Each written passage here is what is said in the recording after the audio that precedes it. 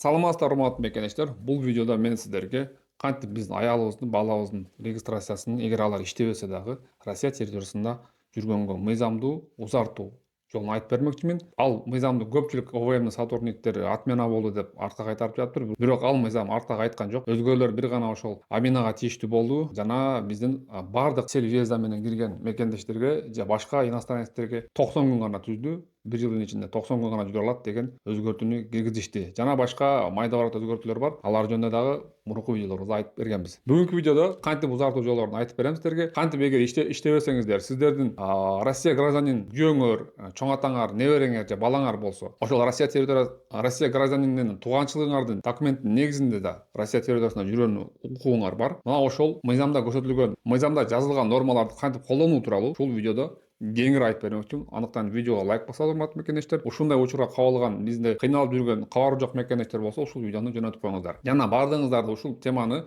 биздин описанияда турган ссылка аркылуу Telegram каналга кирип, Telegram каналда дагы суроо берип, биздин мекенештер менен талкууласаңар болот. Биз 2,5 жылдан бери ушундай активно биздин миграциялык мыйзамдарды талкуулап, бири-бирибизге жардам берип келебиз. Барыңыздарды Telegram каналга чакырам.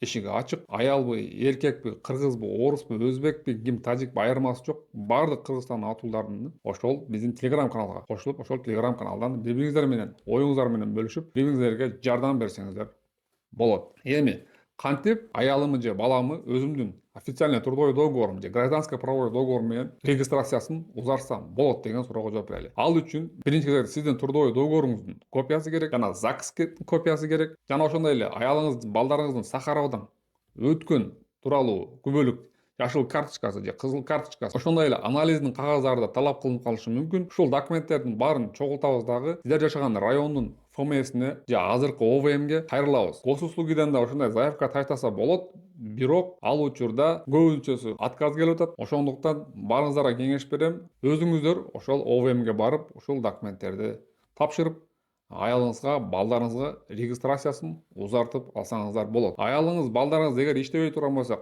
сел визаны кандай тандайбыз деген да суроо болуп атат. Бул учурда частный деген сел визаны тандасаңыздар жакшы болот. Бул ошол сиздердин ситуацияңыздарга туура келет. Эми эгер сиздин орус атуулуу Россиянын гражданин атаңыз, апаңыз, чоң атаңыз, чоң энеңиз, балаңыз же небереңиз боло турган болсо, ошол жакын туугандардын негизинде дагы Россия территориясында иштебей эле жүрсө болот. Ошол тууганчылыктын негизинде гана сиз регистрацияңызды узартып Россия территориясында жүрсөңүз болот. Ал үчүн сиз өзүңүз срок пребывания узартуу тууралуу заявление жазасыз. Ошол тууганым бар, чоң атам бар же атам, ушунун негизинде менин Россияда жүрүү убактымды узартып берүүңүздү суранам деп ошол райондук ОВМдин начальнигине заявление менен же ходатайство менен кайрыласыздар. Мен ойлойм, бул маалымат биздин көптөгөн мекендештерге пайдалуу болду. Себеби азыр көпчүлүк ошол срок пребываниясын узарта албай жүрүшөт. Эгер сиздер срок пребыванияңыздарды ушул 2025 жылдын ичинде 90 күн жүрүп коюп, андан кийин да көп убакыт печат бастырбай жүргөн болсоңуздар, мен сиздерге кеңеш берем. Бул жыл аякташына 2 ай калды.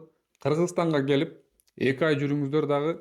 Жаңы жылдан баштап жаңы срок пребывания башталат. Ошондо Россия территориясына кирип, ошол жылдын башынан баштап жаңы мыйзамдуу трудовой договор алып, Сахарова алып, бардык талаптарды аткарып, мыйзамдуу жүргөнгө аракет кылабыз, урматтуу мекендештер. Башка жактан штамп бастырганда абайлаңыздар, көпчүлүгү фальшивый басып коюп. Ал фальшивый печаттарды билесиздер, жасагандар үчүн уголовный кылмыш иши козголот. Жана аны колдонгон үчүн дагы сизге дагы кылмыш иши ачылып калышы мүмкүн. Ошондуктан башка жактан штамп бастырганда өтө этият болобуз. Менин кеңешим, штамп издебей, башка жолдорун издебей, границага кирди чыкты кылбай эле Кыргызстанга барып эс алып келиңиздер. 2 айда мен ойлойм, кыйналып кетпейбиз. 2 ай чыдасак болот Кыргызстанда. Жана жаңы жылдан баштап жаңы мыйзам менен мыйзамдуу жүргөнгө аракет кылабыз. Урматтуу мекендештер, бардыгыңыздарды Telegram каналга жана Instagramда биздин аккаунттарыбызга подписаться болгонго чакырып кетем.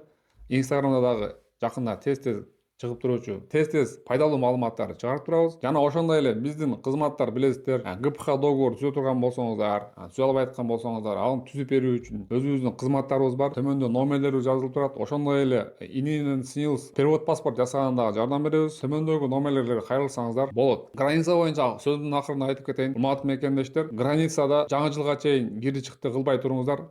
Жаңы мыйзам күчүнө кирип, эми иштеп баштады. Ошол мыйзамдын негизинде азыр өтө строго карап жатат Россия территориясында. Өтө катуу текшерүү болуп жатат.